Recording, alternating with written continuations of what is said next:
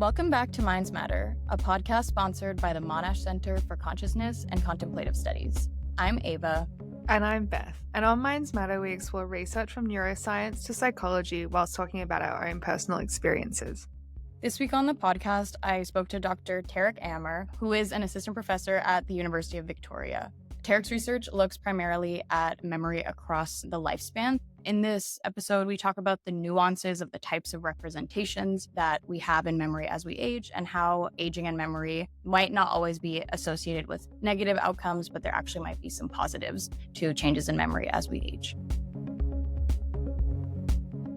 My name is Tarek Amer, and I'm an assistant professor in the Department of Psychology at the University of Victoria. My work mostly has to do with cognitive aging, so I study older adults and how their memory and attention changes as they get older. So your research gives us a nuanced view of changes in memory in older adults. And before we get into your research, could you situate where the research was around 2014 when you were kind of starting this and what the general knowledge was about how memory changed with aging? Sure. So most of the research at the time, and again, it also continues to be this way currently, is focuses mostly on what declines with age or the negative aspects of aging. That includes attention and memory. We're all familiar with the fact that older adults have a lot of trouble remembering things from the past, or they sometimes have a lot of false memories. And most of the research focuses on those aspects of aging and also changes in the brain that are related to those negative aspects of aging. There have been a few studies at the time that kind of focused on the positive aspects of aging, and that's mostly what my research at the time had focused on as a grad student, and that's a lot of the research that I continue to do to this day. So specifically, you were looking at differences in encoding of memory in older adults. First, could you tell us what these different steps of kind of memory are from encoding and retrieval and the types of different processes that are involved in memory before we get into your research? Yeah, sure. So when we say encoding, we're referring to the processes that are involved in incoming information and how we process that information in order to have some sort of reliable memory trace for that. Retrieval is just basically being able to uncover that information that you already have in accordance with task demands and what you actually need to remember. So could you talk a little bit about one of your first studies that came out in 2014, looking at the advantages of the memory encoding that older adults might have compared to younger adults and how you actually tested this, or what the methods of that study were? Yeah, so the idea for this study is kind of quite simple, and it has to do with the fact that older adults have more trouble relative to younger adults focusing their attention on some information and ignoring irrelevant distractors. And the idea is if older adults do actually process those sort of distracting pieces of information, will they actually show an advantage when the memory task actually tests their memory for that information later on? So again, a lot of the research had to do with the negative aspects of distraction processing and how it influences things like attention and processing speed and so forth. But we just wanted to test whether there actually are advantages for processing that irrelevant information. So the paradigm was very basic and involved them processing pictures, and they had to do what we call a one-back task. So they saw a stream of pictures that were presented individually, and they just simply had to press a button if two pictures in a row were identical.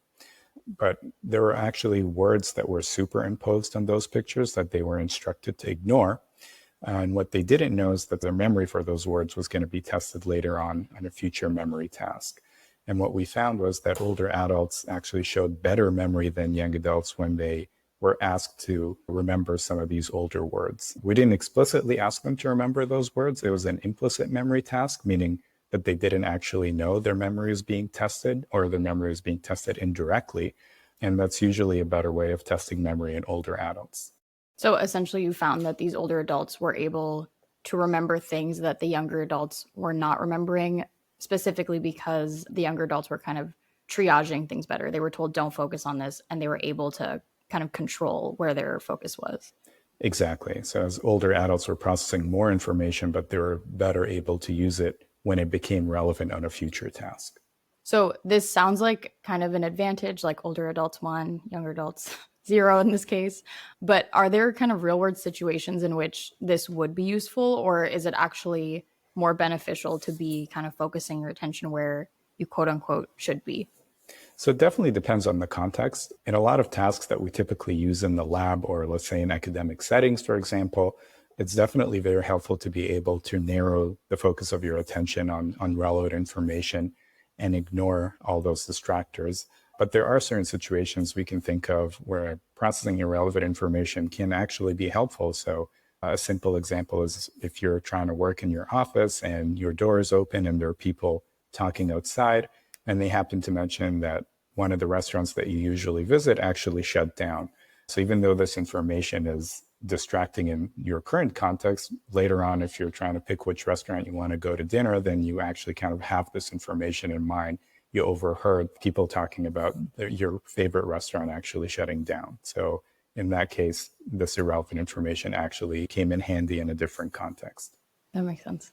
So in later work, you also show that older adults showed reactivation of representations of distractors when they were presented with the target information that you were asking them to pay attention to. So what methods were you looking at to probe this kind of idea that you call bound representation? And can you explain a little bit more about what you mean by bound representations? Sure. So I'll start with the second half of the question. And by bound representations, we mean that older adults' memories contain, in a sense, more information or information that is in a way bound or linked to one another. So they have several pieces of information together in that same memory representation. And the way we tested that was using a paradigm that was similar to the one that I previously mentioned, where we again had older adults process pictures that they had to pay attention to with superimposed distractor words. And what we actually did in this paradigm is after they did this first phase of the experiment, we presented some of those pictures again in a different task. And we just asked them to do something else with the picture. So we just simply asked them to indicate if a picture was depicting something that was living or non-living. And of course, the pictures in this case were shown without the superimposed distractor words. And the idea here is that if older adults are actually processing those pictures with the superimposed distractor word that they were told to ignore, then representing some of those pictures will elicit spontaneous reactivation of the previously superimposed word. And the way we tested that is, again, we tested their memory for those distractor words, depending on whether those were supposedly reactivated or not in that middle phase of the experiment. And what we saw is that when those words were reactivated, or at least we thought they were reactivated, older adults even showed better memory for those words, suggesting that they did reactivate those distractor words and their memories contained both target information as well as distracting information bound together. So in this study, you found that during that phase, that second phase that we talked about of retrieval, that the representation that's being reactivated contains both of those pieces of information. But do you think that most of this stems from the processes that are happening at encoding? So those representations kind of being locked together rather than differences that might be happening at retrieval? Like, is the process of retrieval the same for older and younger adults? It's just that the memory representation that they're retrieving is different. There are definitely differences in both, and that's a great question. So there are differences at encoding where older adults are showing this broader focus of attention where they're processing both task relevant as well as irrelevant information. But there are also certainly differences in retrieval as well. So some researchers have used the term retrieval gating, where younger adults are better at filtering out irrelevant information that they need to remember. So let's say, for example, you process a piece of information in one context where it was relevant, but it's no longer relevant, and you're trying to retrieve a different piece of information. So young adults are better at focusing their attention on information that is actually relevant to what they need to retrieve. Older adults, on the other hand, sort of remember everything in a sense. So they have a harder time suppressing this information that is not relevant to what they need to retrieve. So there are definitely differences in both encoding and retrieval that contribute to these differences.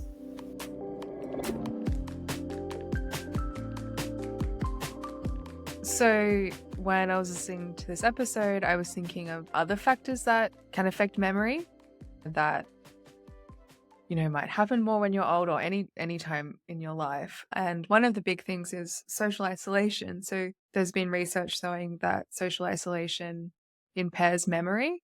And this actually can happen at any age if someone is socially isolated and one of the things, if someone is depressed or something, they might be more likely to be socially isolated, and then they have more memory loss from that. And one of the issues is that when people get older, because of the structures of more Western societies, they will become more isolated because they'll live on their own and their communities aren't around as much. That can contribute to memory loss. And I think that that's important to think about when we're thinking about aging and these other things that happen just by consequence of the way things are structured that contribute to the symptoms. I don't know if it's symptoms of aging. I don't know if you say that, but you know what I mean?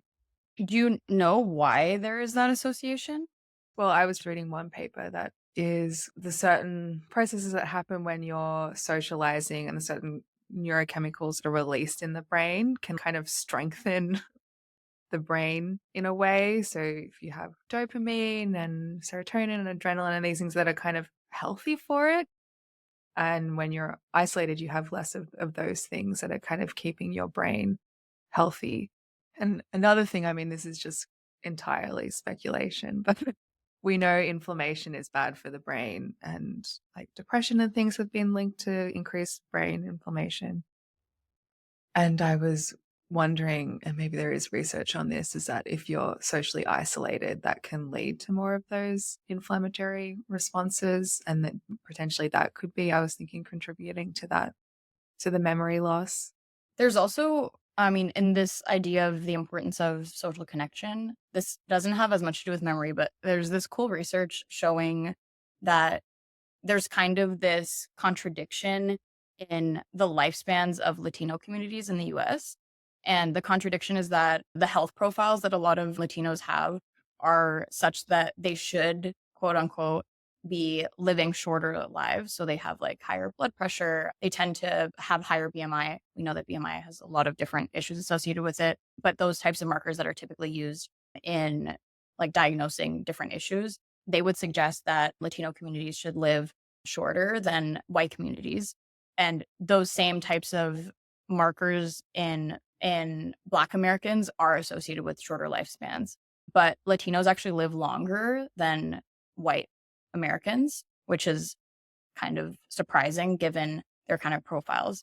And one of the reasons for this that some research has looked at is that it seems like it's really about the fact that the place of the elder is really different in Latino communities. So for a lot of white people, like, so in more individualistic ways of thinking about families, typically when someone gets sick, they'll just send someone to the hospital to be taken care of over there. Whereas Latinos often, when someone gets sick, they send them back to the home because there's someone that wants to take care of them there. And that means that people who are older are surrounded by people who know them really well. So they can tell if something is off. Whereas if it's someone who has maybe just known you 2 weeks while you're kind of staying there in a patient facility, won't really understand you as well. And so that means that because these people are being so protected by their communities, even if they're older and they might have these higher risks for certain diseases, they're actually more likely to be healthy and live longer lives. And what's really interesting about this research is that they've found that if you're a first generation immigrant, then you're more likely to have these protective factors. If you live in Latin America, you're also more likely to live longer than someone who lives in the US. And then if you're second generation, then you're less likely to have these protective factors. Third generation, also less likely. And the reason for that is that people end up kind of leaving their communities. And they've also found related to this that when predominantly Latino neighborhood becomes gentrified, that these beneficial effects disappear, which is really sad. But It's really also sad. kind of in relation to that, if you're a non-Latino person and you live in a Latino community and you're embedded in that community, you have those same protective effects. Oh, So it's wow. really about the community caring for people who are elderly and those kind of tight bonds. So it seems like that kind of social connection is really important all around for memory, but also just for like the more biological stuff that we've also been talking about.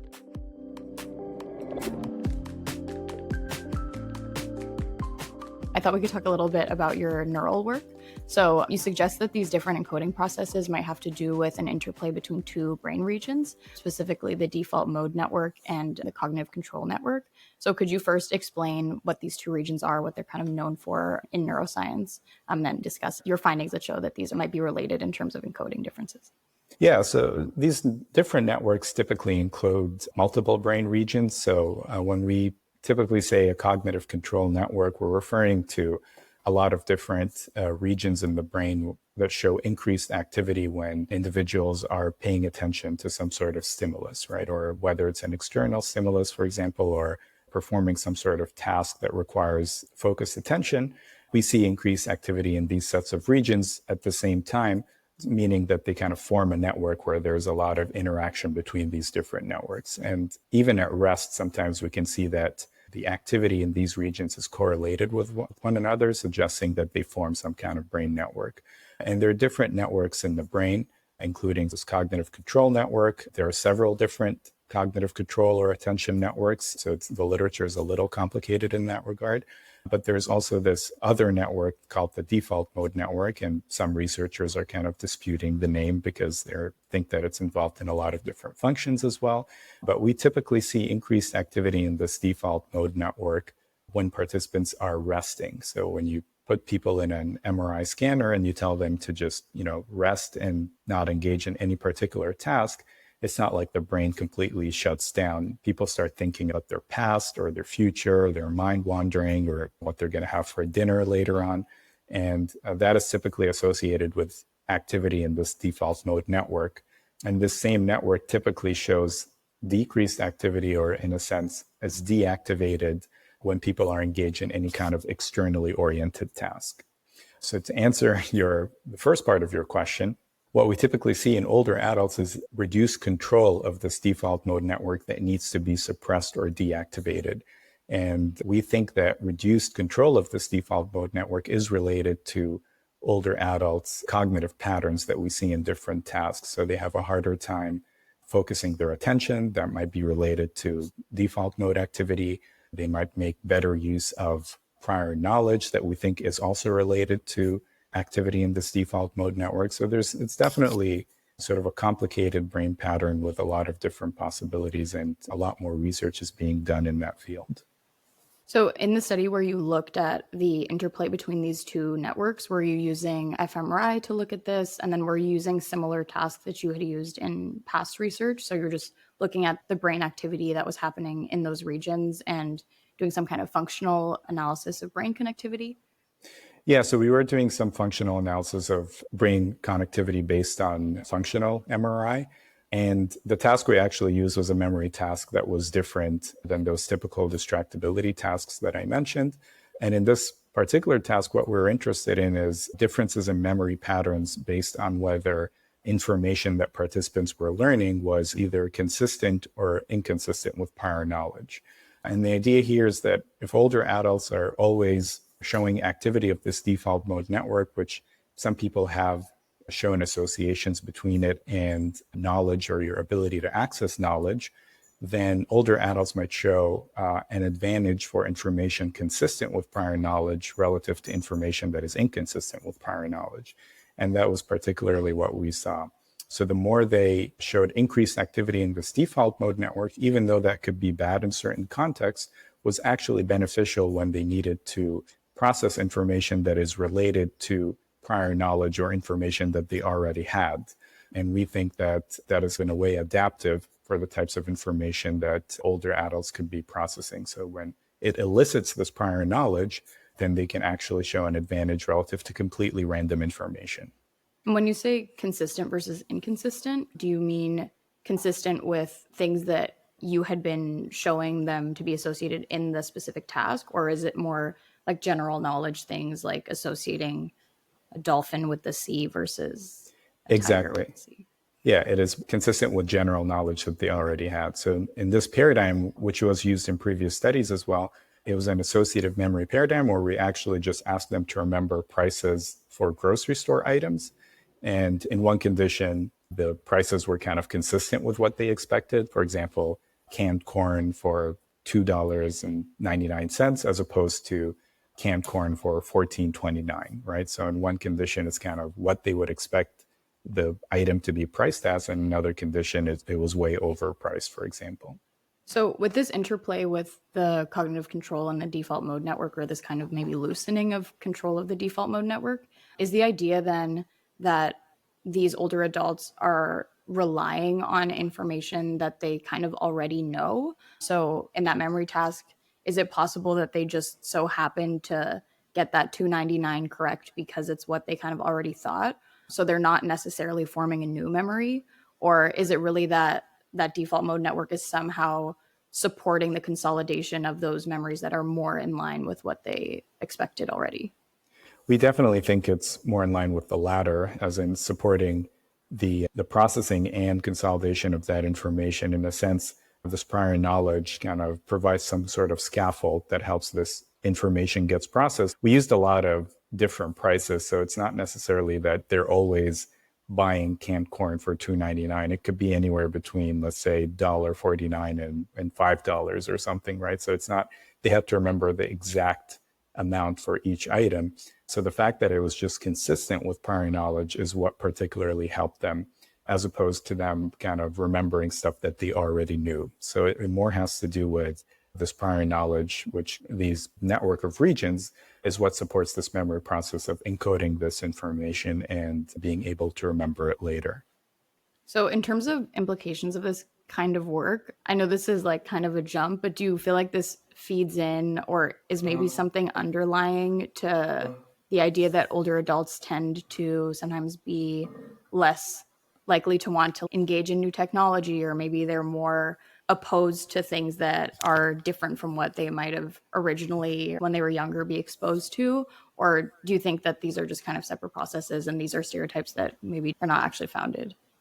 I mean, there are individual differences in older adults. Some are way more open to new experiences than others, but it is possible that could be a contributing factor, that this sort of over-reliance on prior knowledge or having instant access to knowledge that in a way compensates for loss of other types of processes or attention-related processes that decline with age might contribute to older adults perhaps not wanting to try new things. But again, this is just pure speculation. And as I mentioned, with age, what we typically see is a lot of individual differences and variability in what older adults do and how they approach new tasks. So in this work, when I was thinking about the older adults that I know in my life, again, as you're saying, I feel like there's so much variability. I know people in their 60s who don't seem like they're as cognitively sharp as people in their 80s or even 90s. So in your studies, how do you define aging, or how do you look at aging? Is it just 60 plus or 65 plus that you look at, or do you have them do some cognitive tests to see if they kind of pass a threshold, or how is it that you conceptualize this idea of old age?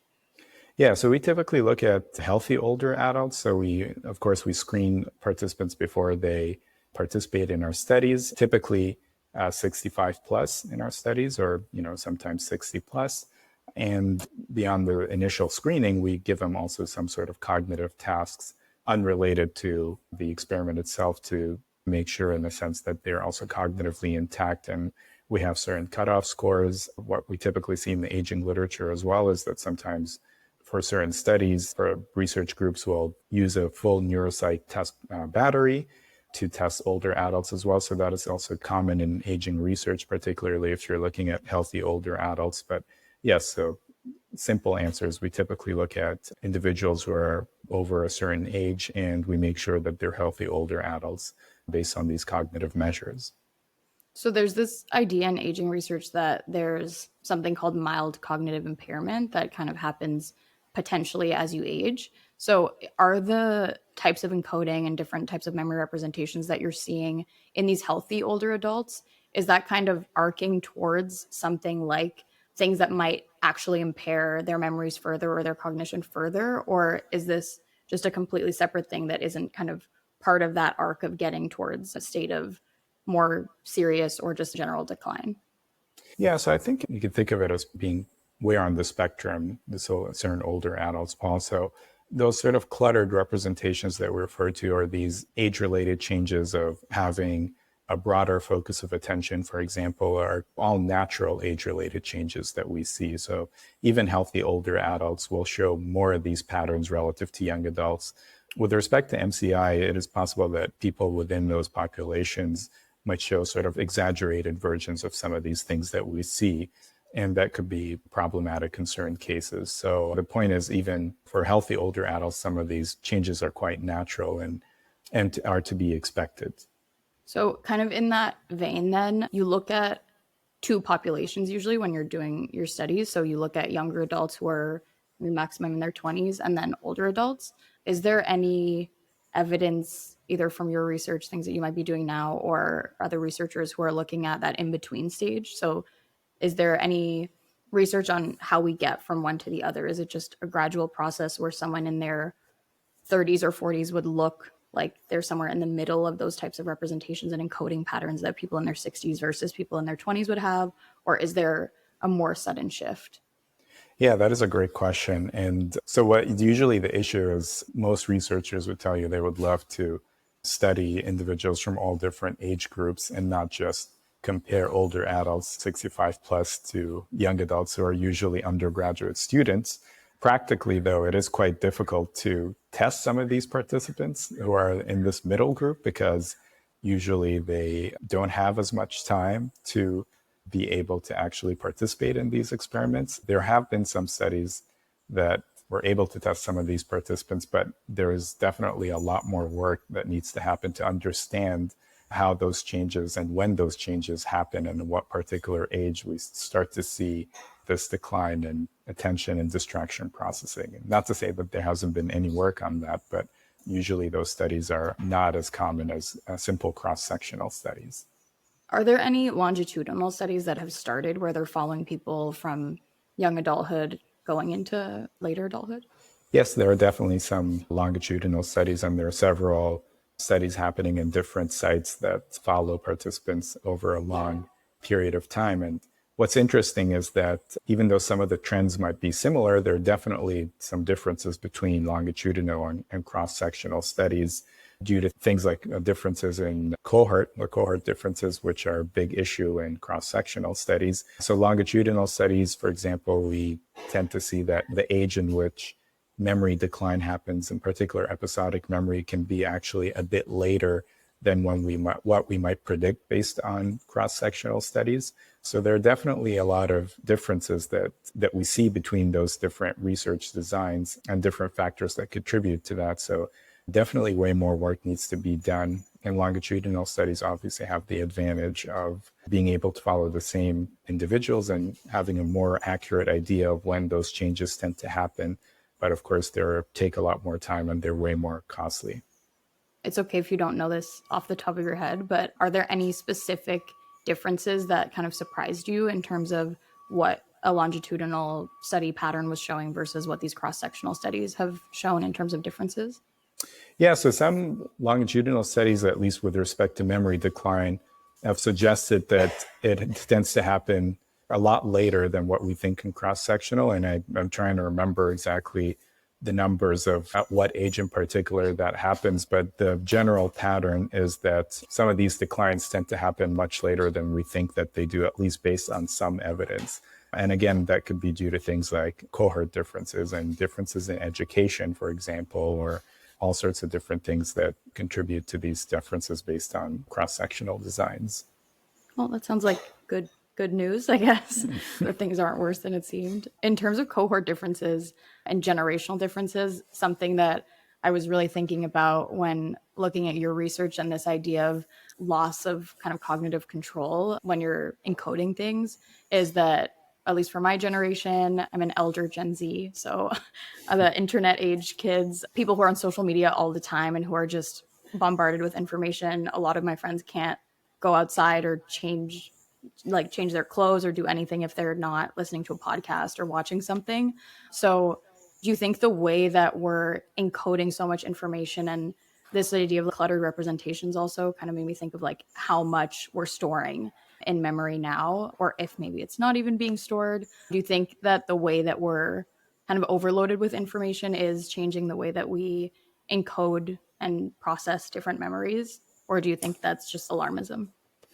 No, I mean, it's certainly possible. And that would be a really interesting question. I mean, it is possible that maybe we're shifting more towards processing more and storing more information such that what we considered a cluttered memory representation that we see more with older adults might happen maybe at an earlier age currently because of the amount of information that we're exposed to. So it's certainly a possibility. I don't have an answer for that, but it would be really interesting if we start seeing those trends in the younger generations at an earlier age, just simply because of differences in how we process information and the amount of information that we're exposed to. So that would be super interesting to look at. Yeah, because I guess the cluttered memory idea is this idea that I think is surprising maybe for people to hear, because it's the idea that maybe older adults might seem forgetful, not because they don't have the memories, but because there's too much going on, essentially, is what I understand from this idea of cluttered memory. But then at the same time, you do have people who are maybe in their 80s or 90s, and then people in their 60s who maybe have the same level of that cluttered representation, but that person who's 80 has lived 20 more years. So in that way, it seems like it's not just about being old and having lived so much life. So is there evidence that there's kind of a maximum amount of things that you can hold in memory? And is it really this idea that you've lived so much that your brain is just kind of saturated with information? Yeah, so there's definitely something to the idea that as you get older, there's more information to sift through, and that contributes to this cluttered memory. And a lot of it has to do with older adults' reduced ability to control the information that they might want to recover. But also, as you mentioned, as we get older, there's definitely more information that we're also navigating through in a sense. So there's definitely multiple factors that contribute to those cluttered memories and how they influence memory performance. But I don't think there's necessarily evidence showing that there's a maximum amount of information that we can store. But with respect to memory patterns in older adults, we do know that just having to work with more information and needing to control more information or suppress a lot of that information is what shapes how older adults remember things. And so it's a couple of factors that are coming into play here: reduction in the ability to control the information that comes to mind, but also having more information come to mind because of more experiences and more things coming to mind because of all the things that you've been through in life and what a certain stimulus can remind you of and elicit certain different information that you might already know or been exposed to. Okay, so I'm hearing that there's kind of two things happening, that there's both sides. So there's a lot of information. You're being reminded of things that might have happened 60 years ago or 10 years ago, and there's just too much going on. But then at the same time, there might be these impairments, I think impairments in quotation marks, because we've talked about ways that these can be positive, but impairments in how you might be processing. So there's a lot of information, but then also you're not doing as good a job as you might have when you were younger at sifting through the right, quote unquote, kind of information. Exactly. Or controlling what kind of information you want to remember. So there's what we call interference from a lot of different, you could call pieces of information that are coming to mind that you need to kind of suppress in order to remember this target piece of information. And this ability tends to be reduced with age. In this review paper that you wrote last year, you talk about the positive sides of this.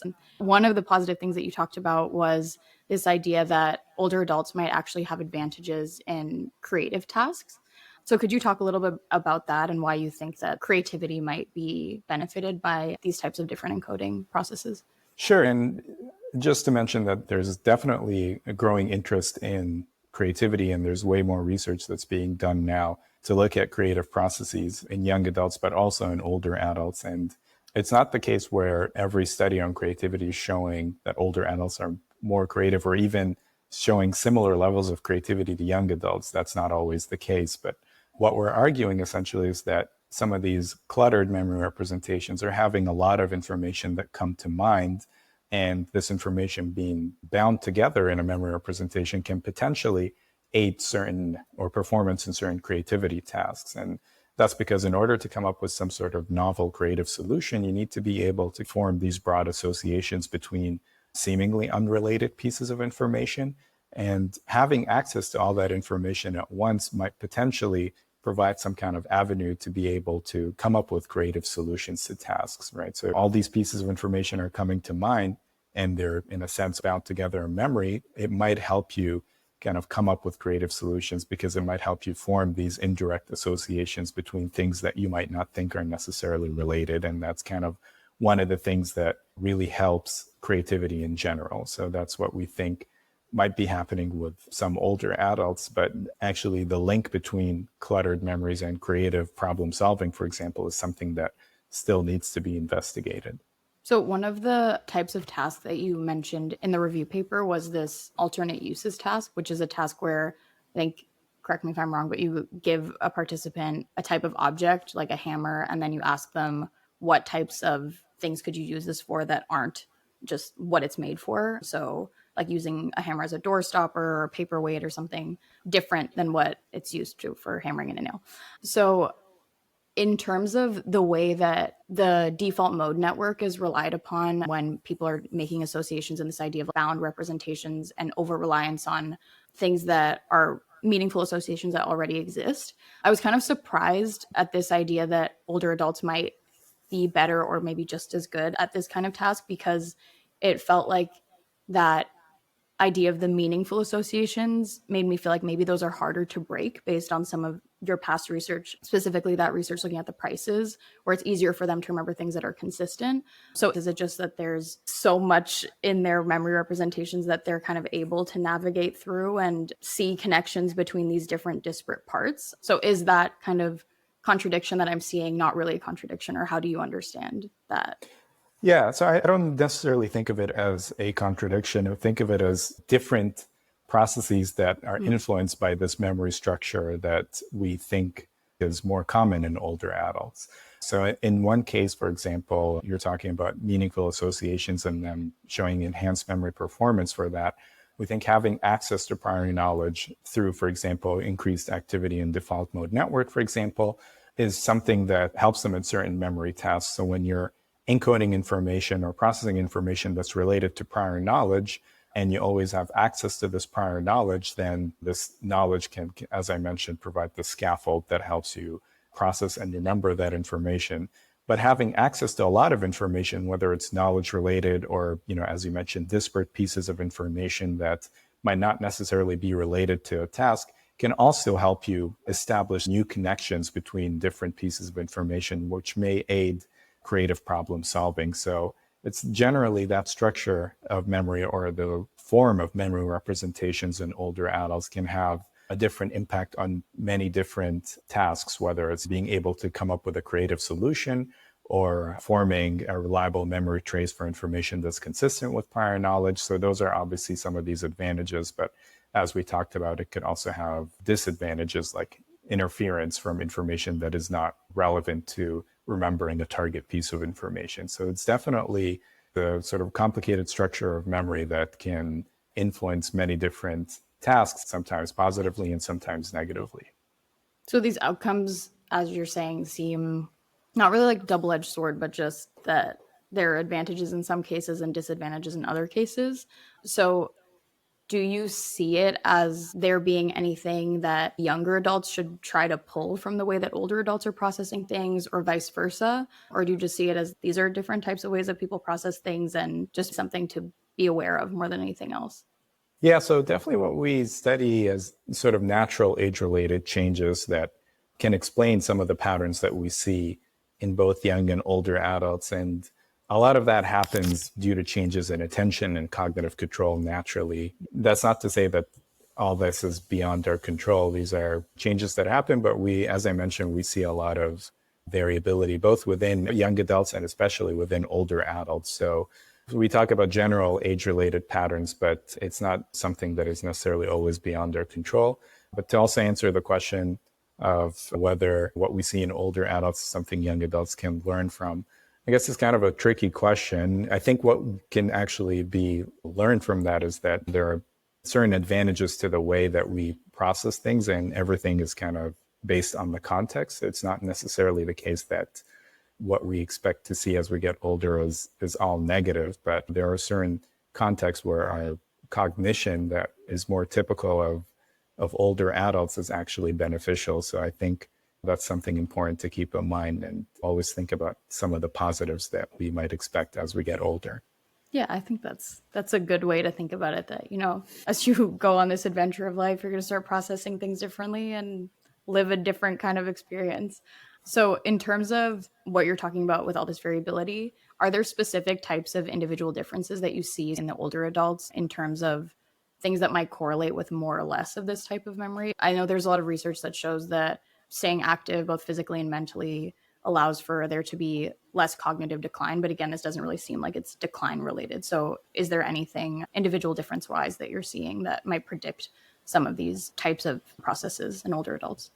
Yeah, it's a great question. It's not really the sort of type of research that I personally do in the lab, but as you mentioned, there is definitely a lot of research showing that staying both mentally and physically active is related to different cognitive outcomes, including differences in these attention processes that I was referencing, as well as not just when we measure that using cognitive tasks, but also even just looking at the brain and studying, for example, differences in brain structure based on differences in lifestyle. So there definitely is some work out there showing how staying active is related to these attention processes. And based on that, we would expect that those older adults who might sort of behave a little more like young adults or are better able to control distractors, for example, might be the ones who could be physically or mentally active, or ones who are engaged in a lifestyle that is keeping healthier. But again, as we talked about repeatedly, it doesn't necessarily mean that that's always better for all contexts, but there are definitely some other contexts where those distractors are beneficial. And is there any evidence that for younger adults there might be something similar happening? Like again, for younger adults, there's similar research that, or my professor in Psych 1 always used to tell me, you all need to make sure that you're working out before your final exam. It's not a waste of time. It'll make you sharper. So this idea that you're able to better kind of control your mind if you're keeping physically fit. Do you know if there's any evidence that this type of lack of attentional control can also happen with younger adults if we're not doing those same things as older adults, like keeping physically active? I think there are certainly individual differences within young adults as well. And those lifestyle factors we could reasonably predict that they would have an influence on sort of cognitive outcomes in young adults as well. They seem to have more of an influence with older age, where we expect to see some of that decline. And also, there are a lot more experience and different things that happen with age that can contribute to these differences. So this variability tends to be bigger in older adults, but we could definitely expect it to also have an influence within younger adults and to operate in a similar fashion in young adults as well. Super interesting. All right, there's so much work that clearly you're on the way with, and I like this more kind of nuanced picture of aging, and it makes me feel more hopeful. And hopefully, if there's older adults listening, they might feel better about the kind of ways that they might be processing.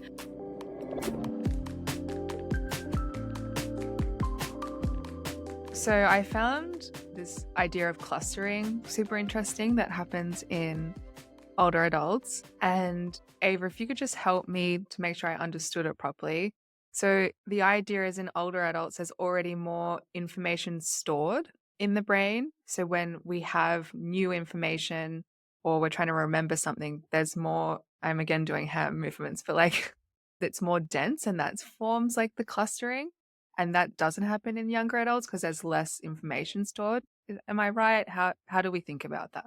Yeah, I think that's a good way to think about it. The metaphor maybe that I felt like made sense to me, which I'm not sure if Tarek would 100% agree, but is this idea that memory is almost a little bit stickier for older adults.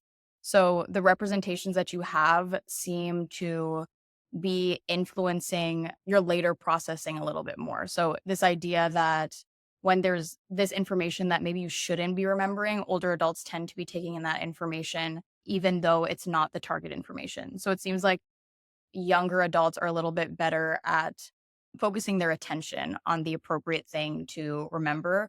Whereas older adults, all of the parts of their memory maybe seem to be a little bit stickier in the sense that they're taking in more information, they're remembering irrelevant things a little bit better for some reason. And also their associations with past things that they have in long term memory also seem to be a little bit stickier in the sense that they're more likely to be able to remember some new information better if it's consistent with past associations, like that idea of the prices of the canned corn that Tarek mentioned. So I think of it as a sticky type of memory. Does that make sense? Yeah, that makes sense.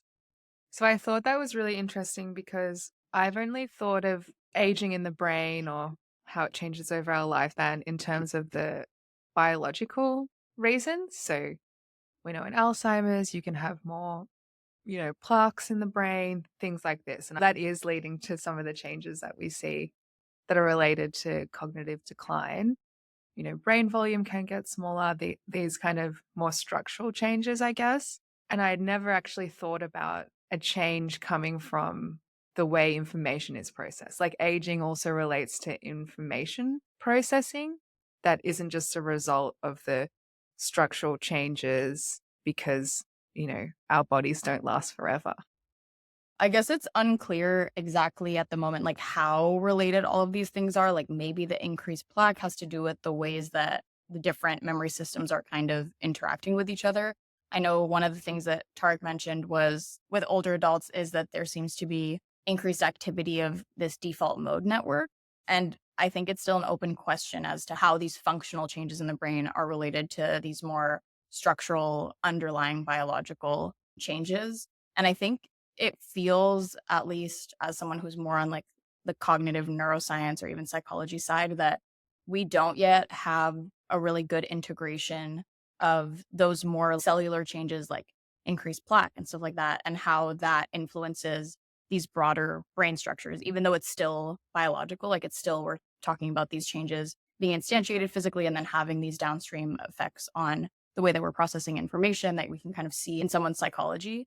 But I don't know if there's actually links between that. Yeah. And I was also thinking, I think because I don't come from more of the cognitive science background, so these questions could just be so off. So it's okay if it's not a good question. But what I was thinking is with this, clustering that we spoke about and this effect and how you described it being sticky, do you think that that is a failure of the system or a design of the system? Do you have an opinion on that? I think that's a hard one, like these kind of value judgments on whether something's good or bad. But I mean, I feel like I had the same question when I was talking to Tark as well. Like, are these good things? Like the ability to recall information that in the moment you might not think is pertinent, but you're still storing that somehow. As he mentioned, sometimes that can be important. Like if you're talking to someone and then you overhear someone mentioning that one of your colleagues' grandparents passed away, even though that's not pertinent right now, that's probably really important for like social relationships and being a thoughtful person. So it probably has these positive outcomes. In terms of it being good for aging adults, I'm not sure because maybe there's something to be said about younger adults. It's more important to be able to focus on tasks if we're in this phase where we're supposed to be working and we're supposed to be more, I don't know, focusing on foraging or focusing on remembering where the berries are or where the mammoths are or whatever it is that the evolutionary psychologists talk about. And then maybe as you get older, having those kind of like stickier representations, maybe that's better for integrating information. I know cross culturally, elders are very important. And maybe this type of memory representation where you're integrating a lot of stuff, it almost seems like a form of wisdom potentially. But then it's hard to say whether like older adults evolve for that. Because I think that we typically think that evolution is just about really survival of the species. So a lot of the things that happen in older age are just kind of accidents almost because you've already reproduced. I know some people say that maybe, there's importance of making sure that your group survives and like group evolution and stuff like that. So I think the causality is hard to say, but it does seem like there are kind of advantages on both ends. But maybe these are things that we just need to be aware of. Like when you're talking to your grandparents, maybe they're just integrating a ton of other information and you should appreciate that and know that their brain is working a little differently than yours. Yeah, because I was wondering, because we're, how we're all living longer, if maybe this would be something that will change over time. Like if this clustering, if we work longer into our life and we do all this, like maybe in, I don't know how long things take to change, but 100, 200 years, that mechanism will happen later. I don't know. It actually got me thinking about why we would have evolved to have that and if that will change. Well, why do you think we evolved to have it potentially? Well, that I was wondering if it was just a flaw. Like it's just we can't store infinite information. And as we get older, we just have more information stored. And that's one of the problems. Does that make sense?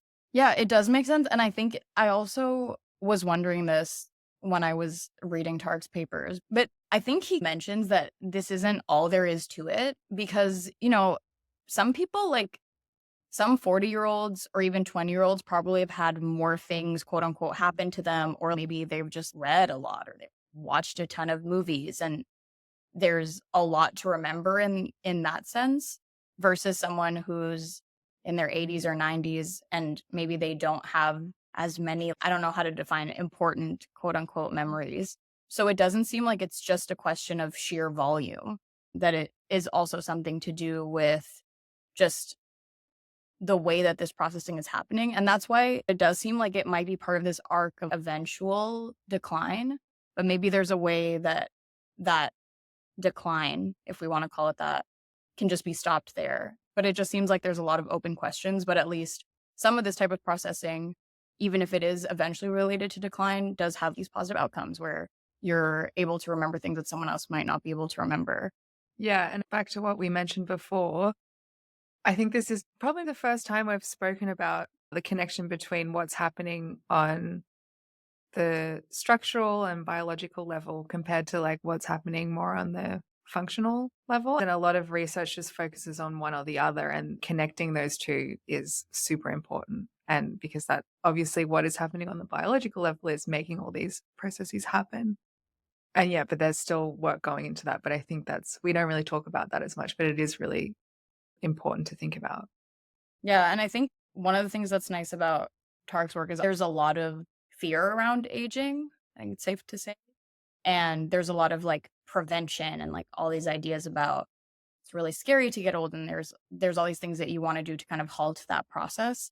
But to see these kind of positive sides of it and maybe that sometimes you might have a leg up in certain domains over younger adults, I think is nice to hear, kind of refreshing. And there is quite a lot of research, or maybe burgeoning research, in this field of taking back these stereotypes of older adults.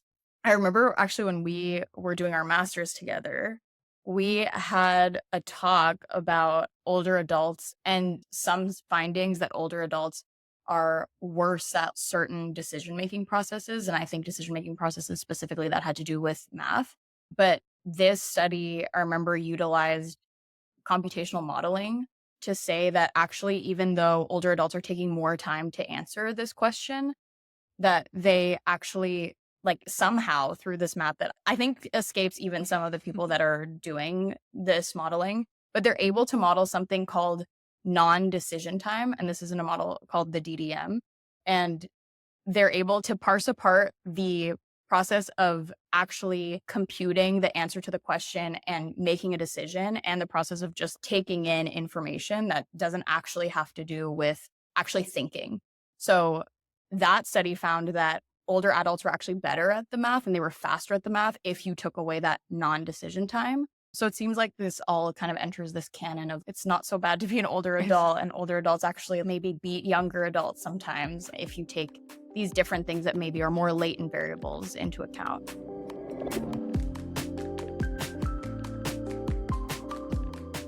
So our last question that we ask everyone is, what are you up to next? What are you working on that you're excited about?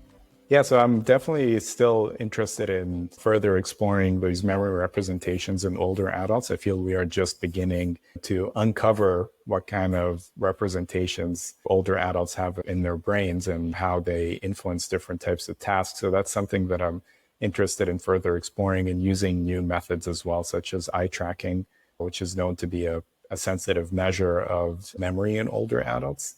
And also explore differences in as we get older and how our brains are actually processing information, particularly how memory structures such as the hippocampus are influenced by input from other regions of the brain that are involved in attention, to kind of understand how these brain-wide functions influence some of these processes that we're interested in. So rather than just focusing on certain areas of the brain, sort of understanding, again, going back to this network idea and how different parts of the brain interact with one another and how those interactions change with age. So definitely a lot of different methods to probe this idea of how older adults store information in general and how it influences their performance of memory tasks and everyday life. Well, we're excited to see where the lab goes next. I know you're also recruiting grad students for next year, right? 2024. If there's any prospective grad students, there's a lot of exciting work clearly happening in the lab. So make sure to check out the webpage, which we'll have linked in our show notes. And thank you so much, Tarek, for being here. It was great to get to talk to a fellow Canadian as well. Thank you again. Thank you so much.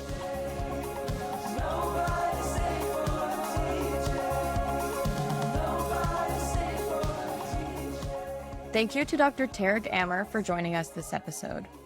Our intro and outro music is Nobody Stayed for the DJ by Glacio. Our transition music is Back for More, also by Glacio. Minds Matter is mixed, edited, and created by Beth Fisher, she's the Australian one, and me, Ava Madasuza. We'll be back in 2 weeks with a brand new episode, but in the meantime, find all our episodes and show notes on mindsmatterpodcast.com.